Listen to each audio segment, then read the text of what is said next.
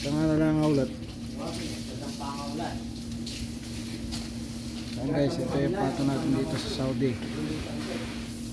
Konting ano na lang, mangingitlog na to.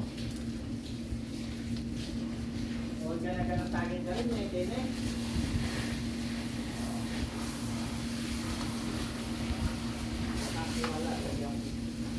Walang problema. Ang pato namin dito guys, pagkain, kapsa.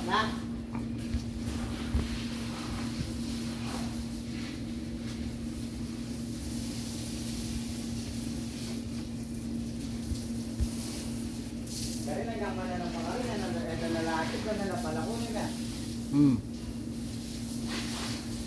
Bibili ka nyo na isang ako.